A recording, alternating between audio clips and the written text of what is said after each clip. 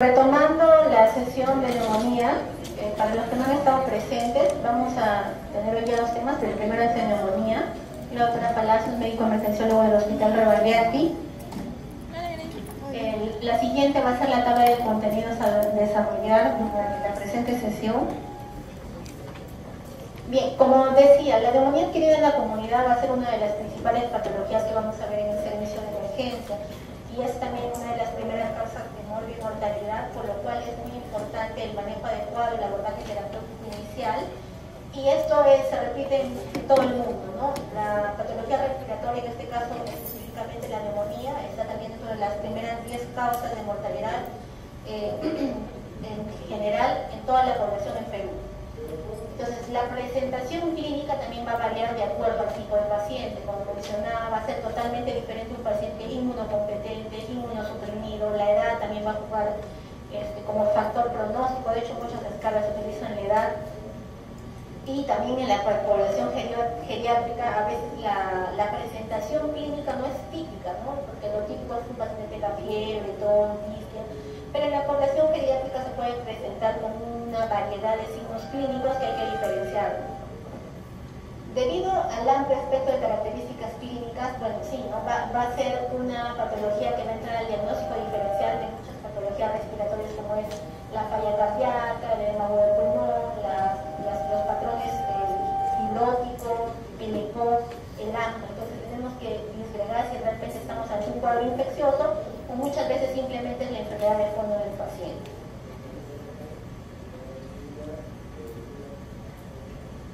Bien, como les mencionaba, aquí a nivel mundial, por ejemplo en Estados Unidos llegamos casi al 1.000.000 de hospitalizaciones al año por cuadros de neumonía, el sexto lugar de causa de muerte en la población geriátrica, ¿no? Y lo otro que es muy importante, recordemos que una cosa es la neumonía típica que tenemos por gérmenes bacterianos y otra cosa es la neumonía atípica que se va a presentar asociada a infecciones de gérmenes oportunistas, de virus, que fue el caso de la pandemia por SARS-CoV-2.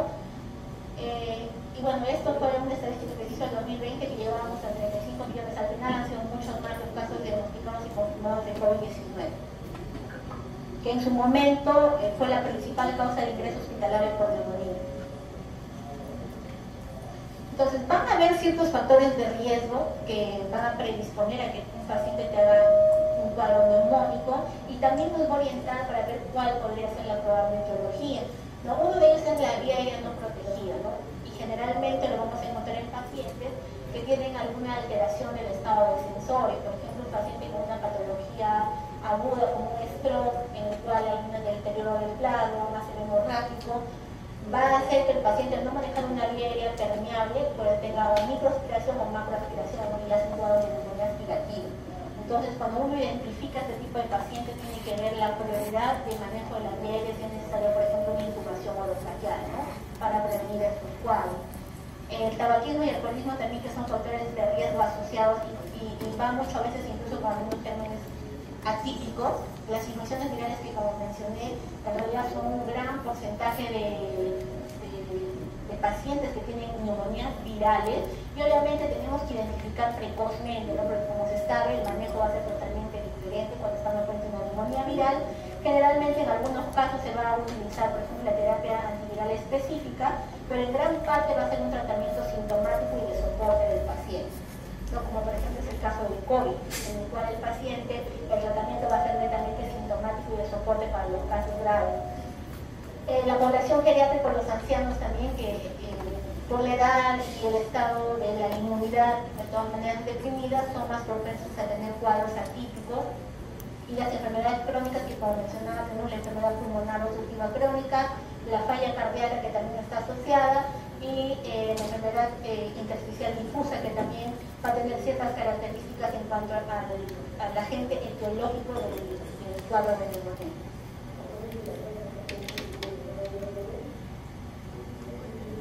Bien, es importante que ustedes conozcan respecto a la etiología lo que es la neumonía típica de la neumonía atípica, ¿no? ¿A qué llamamos típica? La neumonía típica va a ser por una bacteria. Entonces, vamos a tener algunos gérmenes que son los más frecuentes, dentro de los cuales el Streptococcus pneumoniae es la primera causa de neumonía típica del paciente, ¿no? Estamos hablando de la neumonía adquirida en la comunidad. Aparte vamos a tener a otros gérmenes como es el Haemophilus influenzae, la Varicela catarrhalis y el Staphylococcus aureus. Ahora, ya en la parte intrahospitalaria vamos a tener algunos gérmenes que son frecuentes, ¿no? Van a ser típicamente los gérmenes que muchas veces son resistentes, como es Pseudomonas aeruginosa o Marsa, que es el Staphylococcus aureus no resistente, o algunos otros gérmenes como es el Acinetobacter, la Streptococcus, o sea, van a haber ciertas características y generalmente eso se tiene que manejar a nivel local. ¿Qué significa? Cada hospital tiene que tener un mapa microbiológico para saber cuál es la etiología más frecuente de los cuadros neumónicos. Y para eso nos va a ayudar los cultivos, vamos a ver que son parte del pool diagnóstico de exámenes auxiliares que le vamos a pedir al paciente. Y dentro de las atípicas vamos a tener bacterias y también vamos a tener virus. Dentro de las bacterias, una de las más frecuentes es Mycoplasma y Legionella también, que debemos tenerlo en cuenta. Porque obviamente de acuerdo a lo que yo sospecho voy a pedir ciertos exámenes específicos, ¿no? Como por ejemplo en la Legionella voy a pedir un test de orina. Algunos virus, dentro de los cuales definitivamente uno que ha causado impacto a nivel mundial ha sido el SARS-CoV-2, ¿no? Y la influenza estacional generalmente, todos los años tenemos un brote, entonces también es importante poder tener, digamos, ciertas características tanto imagenológicas, clínicas, de qué paciente puede estar haciendo una neumonía viral, ¿no? Como les decía, porque en este caso hay que valorar, por ejemplo, el uso de antivirales.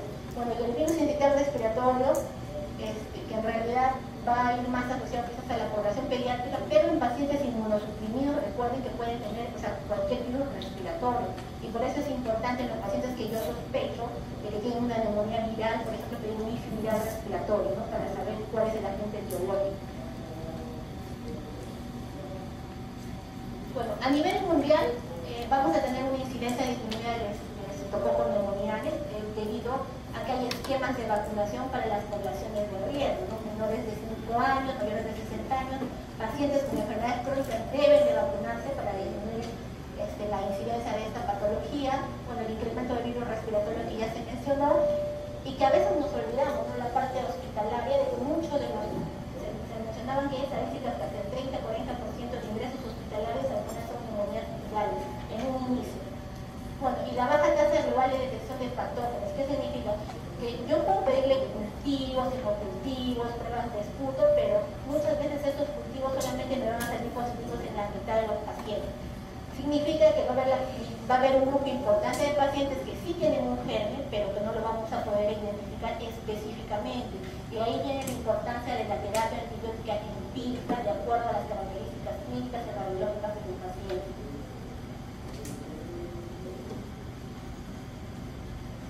Bueno, respecto a lo que es la fisiopatología, recordemos que van a haber muchos, digamos, factores que van a jugar a favor o en contra del paciente. Uno de ellos es la respuesta inmunitaria, ¿no?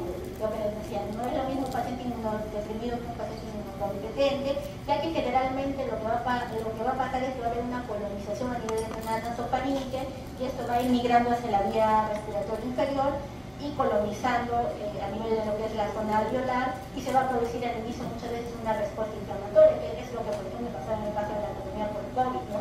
Lo que generaba la severidad del cuadro era la tormenta de citoquinas que se generaba, y es lo que generaba una lesión pulmonar aguda y severa en algunos pacientes, en algunos pacientes no. Y entonces aquí viene a jugar un poco el tema de la inmunidad, ¿no? O sea, qué respuesta va a tener el organismo, cómo va a ser la liberación de esos mediadores inflamatorios para que produzcan esa lesión pulmonar. Bueno, dentro de las manifestaciones pulmonares vamos a tener las típicas, que son la tos, la disnea y el dolor pleurítico, cuando pacientes, por ejemplo, tienen asociados algún tipo de derrame pleural paraneumónico, y ya manifestaciones sistémicas que van a presentar gran parte de los pacientes es la fiebre, la astenia y el SIRS, ¿no? Recuerden que de la población geriátrica, por ejemplo, muchas veces vienen con signos o síntomas muy generales, ¿no? El paciente tiene astenia, es el paciente dejó de comer, está más deprimido, entonces son signos que nosotros incluso nos pueden orientar para lo que es ver si un paciente está séptico o no está séptico, y son importantes analizar en estas poblaciones especiales. Dentro de los exámenes auxiliares vamos a tener los laboratoriales que tenemos que pedir a todos los pacientes. Por ejemplo, el hemograma completo para ver si hay leucocitosis, si hay desviación izquierda.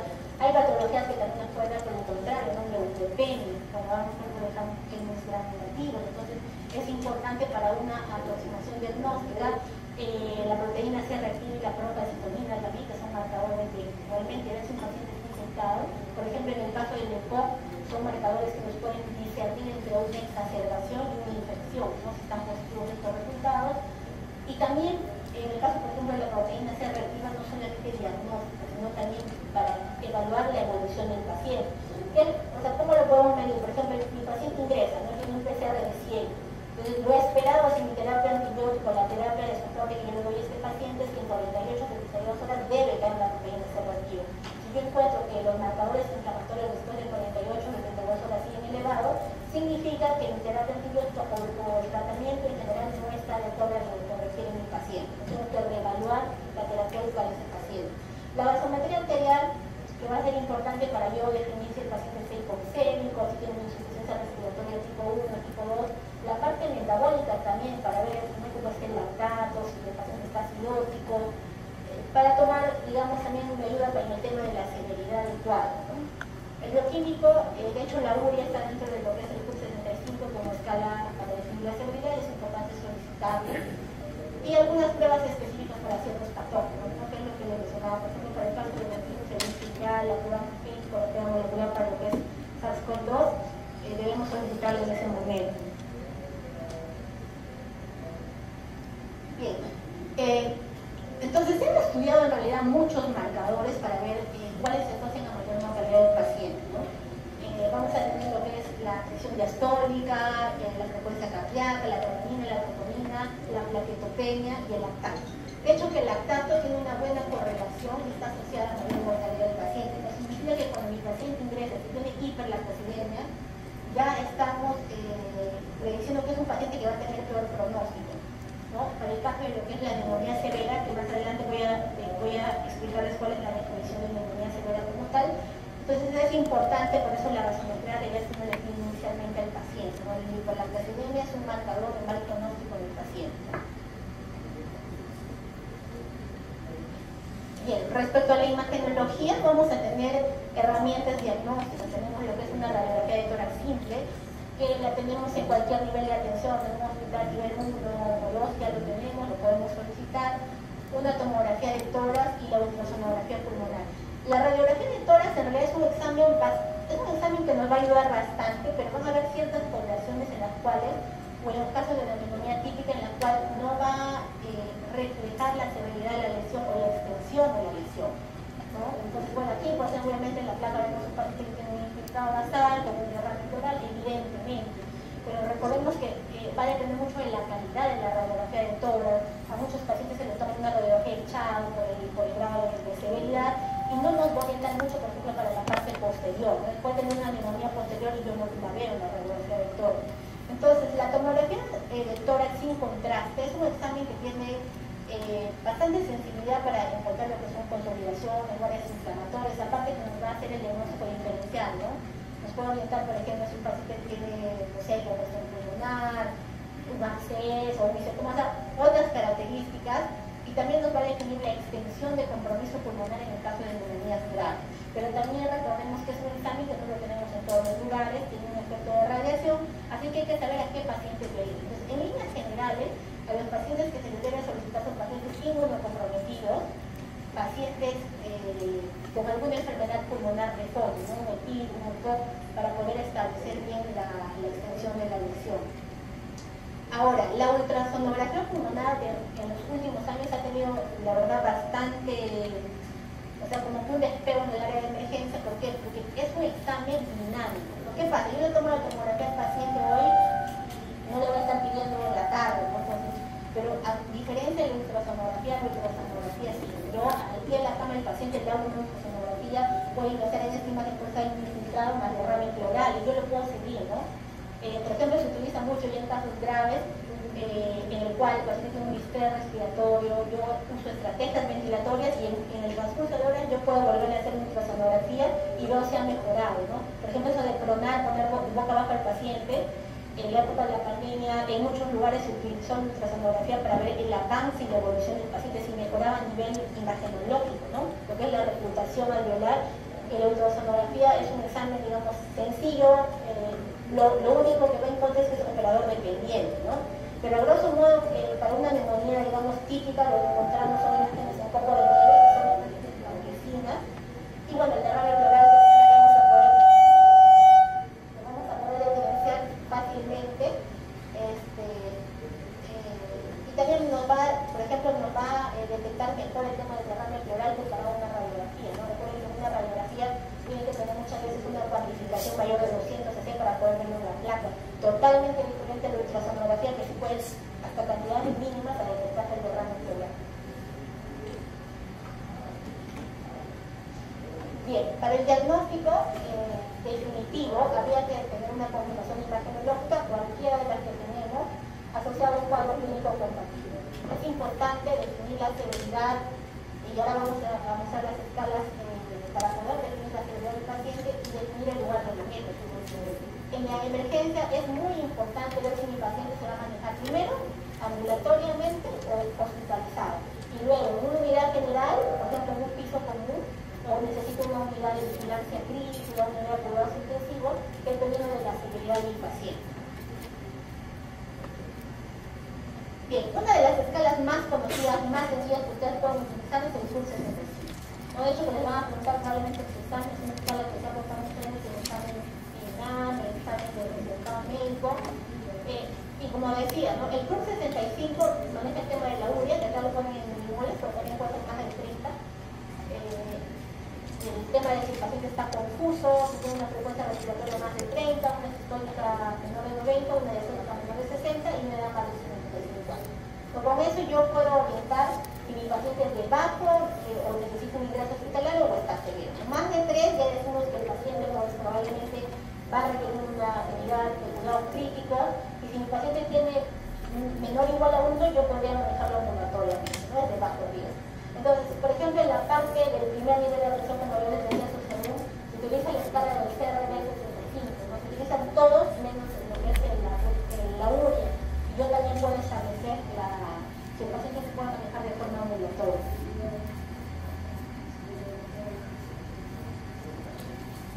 Bien, también vamos a tener la escala de neumonía Severity Index, que lo podemos usar, que tiene más indicadores, más adelante va a salir la lámina. Pero digamos en un tópico, por ejemplo, es mucho más sencillo utilizar el PUL 65, ¿no? Porque es más sencillo, tiene menos item, entonces es algo que sí usamos en la emergencia. Por ejemplo, el manejo ambulatorio sería el equivalente de un PUL 65 menor o igual a 1 por funciones vitales normales, porque podría ser que encontremos un paciente con un PUL 65 de un punto, pero está saturando por tipo hipoxémico, ¿no? Entonces en ese caso no le voy a dar de alta, tiene que dar para darle un manejo, en este caso de oxigenoterapia, sea vago o alto flujo, y ya el manejo hospitalario con el paciente de estatura menor de 92 y un PSI de 3 o un PUL 65 mayor o igual a 1, ¿no? O mayor o igual a 2. Esto va a depender, ¿no? Van a haber pacientes que tenemos que ver también el soporte familiar, ¿no? Por ejemplo, imagínense, tenemos un paciente psiquiátrico con baja adherencia al tratamiento, que va a ser difícil que se tome la medicina. Tú solo puedes mandar a tratamiento ambulatorio por más de que el paciente de repente tenga un PUL 65 de 1. Porque ¿qué es lo que va a pasar? Probablemente no va a tomar la medicación, o si no hay un adecuado soporte familiar, y en 72 horas el paciente te puede venir en shock séptico. Se tiene que valorar ahí también la parte del soporte familiar. Y bueno, ya si el paciente tiene shock o uso el requerimiento de vasoactivos, o el requerimiento de un soporte ventilatorio como ventilación mecánica, cualquiera de los dos ya se considera una neumonía severa, ¿no? También son preguntas que probablemente les pueden tomar en el examen, ¿no? Shock o requerimiento de ventilación mecánica, cualquiera de los dos es un criterio para definir una neumonía severa. Bien, es importante que usted, a mi grupo de cardiólogos donde decíamos, que aprenden a calcular lo que son los gradientes. Si bien es cierto, la mayor cantidad de gasometrías, las máquinas se botan automáticamente lo que es el gradiente alveolar arterial. ¿Por qué? Porque, por ejemplo, el gradiente alveolar arterial está asociado a lo que es la mortalidad de los 30 días. O sea, un gradiente alveolar elevado, va a ser sensible y específico, comparado, por ejemplo, lo que es la albúmina, el Q65, para ver lo que es mortalidad de mis pacientes, ¿no? Y como digo, muchos SAGAs te votan automáticamente si tú has digitado bien los datos de lo que es el PRIO2 y lo calculan, pero ustedes también lo pueden calcular por la fórmula, por eso es importante que la conozcan. Bien, esta es la tabla de lo que es la definición de seguridad de DICSA. Como les decía, no tenemos el criterio mayor y el criterio menor. Dentro de lo que es el criterio mayor es el shock séptico, necesidad de gases activos y la falla respiratoria que requiere ventilación mecánica, pero aparte vamos a tener criterios menores, ¿no? Si el paciente tiene 3 o más criterios menores, también se considera que es una neumonía grave y tiene toda la lista, por eso es importante los exámenes auxiliares iniciales, lo que les decíamos, la placa, los testes bioquímicos, el hemograma, para ver si hay leucopenia, trombocitopenia, y también para ver cómo está el padre, ¿no? Bien, respecto a la terapia antibiótica vamos a manejar más o menos lo que manejan las guías internacionales. Recuerden que en teoría cada hospital o cada lugar, por lo menos deberíamos tener nuestro mapa microbiológico. ¿Por qué? Porque, por ejemplo, cuando tú vas a mandar al paciente para que se vaya a su domicilio, y el paciente previamente no usa antibióticos, no tiene comorbilidad, lo puedes mandar con macrólides, ¿no? Puedes mandar con macrólides y el paciente se va de forma ambulatoria. Pero ¿qué es lo que pasa? Tanto la doxiciclina como la ciprofloxacina tienen una resistencia mayor al 25% en muchos lugares. Entonces, por ejemplo, en ese caso uno puede utilizar cloroquinolona respiratoria, levofloxacina, moxifloxacina viora y el mandes a la casa del paciente. Puede utilizar metalactámicos, en este caso puede ser de tercera generación ceftriaxona, casi macrólides también, que tienen buena, como combinación tienen casi igual eficacia que las cloroquinolonas respiratorias. Y ya en el paciente con comorbilidades, ya nosotros las hemos mencionado, el coro, falla cardíaca, inmunosuprimidos, o que ya han usado previamente antibióticos, sí tenemos que darle fluoroquinolonas o metalactámicos macrólides.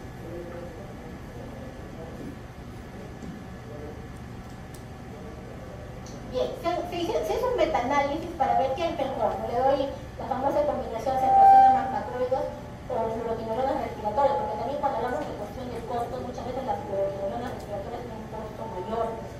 Y se hizo este metaanálisis con varios estudios y al final se determinó que no hay diferencia entre la terapia combinada con ceftriaxona versus las fluoroquinolonas respiratorias. Entonces aquí también a nivel hospitalario muchas veces se tiene que ver el costo-beneficio para la elección del medicamento, ¿no? O sea, podrían darle cualquiera de los dos.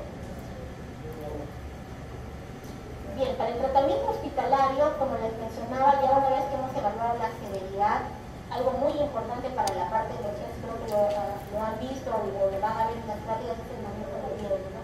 ¿A qué paciente yo voy a intubar? Hoy por hoy tenemos otro tipo de soporte, que por ejemplo utilizamos lo que es la ventilación mecánica no invasiva, el uso de cánulas de alto flujo, que se utilizó bastante en la época de la pandemia, y en la valoración también de qué paciente va a requerir soporte ventilatorio invasivo, ¿no? Porque como decimos que un soporte ventilatorio invasivo estamos hablando de una neumonía severa, el manejo del shock que va a ser de acuerdo a las guías que manejamos, ¿no? Que es el soporte hemodinámico inicialmente con fluidos y la administración de vasoactivos precoz. Para el caso del shock séptico, el vasoactivo de elección de la noradrenalina en primera instancia. Si no tuviéramos, se podría utilizar vasopresina o adrenalina, y digamos que como última elección podemos utilizar metadona con efecto adrenogénico y el tratamiento específico que hemos mencionado. Bien, como les decía, tenemos que ver el tratamiento específico, ¿no? Aquí yo pondré antibióticos y también el tema de los antivirales. Si bien es cierto, por ejemplo, la neumonía por influenza, que es uno de los que sí se puede utilizar en los centamil, pero va a depender mucho del estado, como digo, inmunitario del paciente. Por ejemplo, en pacientes inmunosuprimidos con enfermedad grave, generalmente sí se da, aunque hay muchos estudios que no han demostrado disminución en la mortalidad del paciente. O sea, soporte, las antivirales, su soporte, casi la mortalidad es la misma, pero muchas veces precocemente sí se utilizan los centamil. Y lo otro es los corticoides, ¿no? Los corticoides han sido ampliamente estudiados en el caso de la neumonía severa, porque también los corticoides tienen efectos deleterios en el paciente. Entonces, la pregunta, este es del ATS, de la última guía de neumonía, en el cual la pregunta era, en pacientes con neumonía activa en la comunidad, ¿se debería darles corticoides? Y bueno, al final la conclusión es que solamente pacientes en los cuales tienen una neumonía severa, ¿no? De hecho, que el nivel de recomendación no es muy alto, es moderado, pero lo que sí definitivamente te dicen es que no debes dar corticoides si no es una neumonía grave. Y las neumonías severas se pueden valorar de acuerdo al paciente. También hay muchos estudios respecto a corticoides, pero lo que sí han determinado el corticoides es que puede mejorar la hipoxemia, se puede mejorar el PASI, más no la mortalidad. Por eso es que aún es discutido si realmente se le da o no se le da corticoides, ¿no? Por ejemplo, para el caso del distrés, tiene momentos también, y por eso es importante el diagnóstico precoz, porque precozmente, como ustedes saben, la primera etapa del distrés respiratorio es una etapa inflamatoria, y es donde funcionan mucho mejor los corticoides.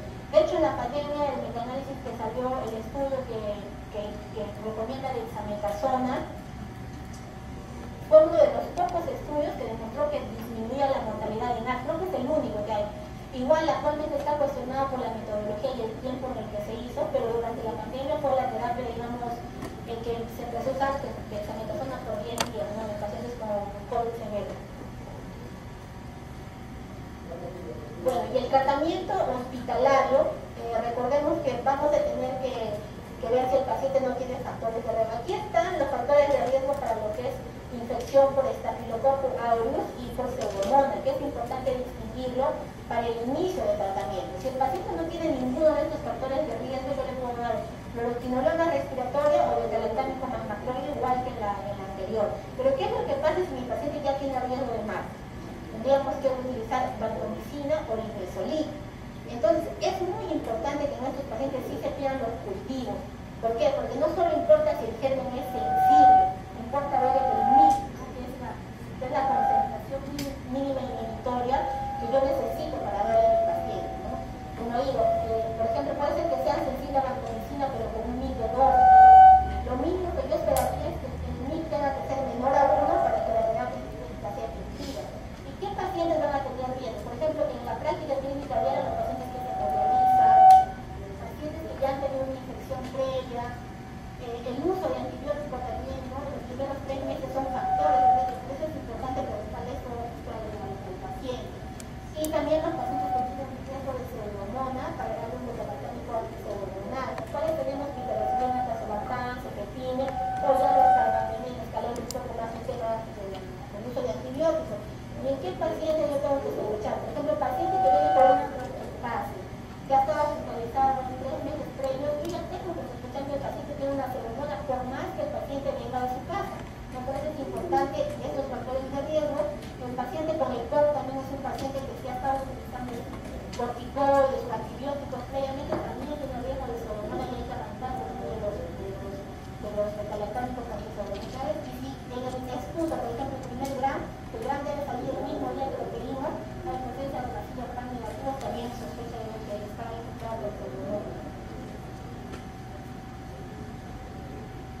Bueno, como les decía, dentro del diagnóstico diferencial van a haber muchas patologías, es cierto, pero cada patología va a tener ciertas características. Por ejemplo, el paciente con edema agudo de pulmón generalmente va a ser algo más súbito. La cronología, el tiempo de inicio del cuadro también nos va a ayudar, ¿no? Una neumonía no te da pues de la noche a la mañana, va a tener cierta evolución, que son 2, 3 días, con ciertos síntomas generales. Quizás lo que nos va a diferenciar de una promotora general, que es por más agudo, atelectasia también, pacientes crónicos, muchas veces le dan antibiótico y no se dan cuenta que simplemente es una atelectasia y que necesita fisioterapia y le dan antibiótico.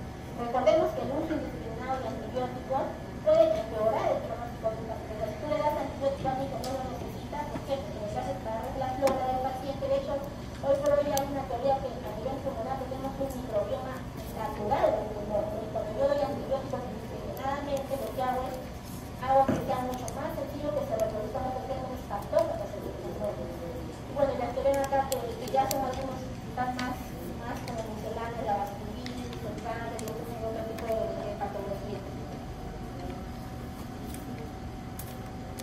Bueno, la prevención, cosas que sí se pueden evitar, por ejemplo, los pacientes que es el como el tabaco, el alcohol, la vacunación, que es muy importante, ¿no? Población de riesgo, como digo, adultos mayores, pacientes con fibrosis, esos con fallo cardíaco, son pacientes que deben vacunar con neumococo y con influenza todos los años, mínimo para evitar el riesgo de hacer el cuadro.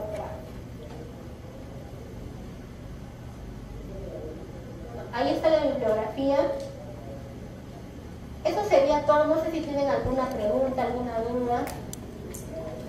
Doctora, ¿Dudas, preguntas? una pregunta. ¿El tratamiento ambulatorio de una persona con o sin factores de riesgo es el mismo? Bueno, en realidad no, porque si el paciente no tiene factores de riesgo, yo le podría dar algún, o sea, en teoría yo sí le puedo dar, por ejemplo, le puedo dar cloroquinona respiratoria, vía oral le podría dar, ¿no? O en algunos casos, por ejemplo, en algunos países para la neumonía aquí en la comunidad ambulatoria se utiliza amoxicilina ciloglapuláneo, porque la tasa de resistencia es baja. Entonces, me es importante que a nivel nacional tener esta información, porque si no la tenemos, la copiamos de otro lado.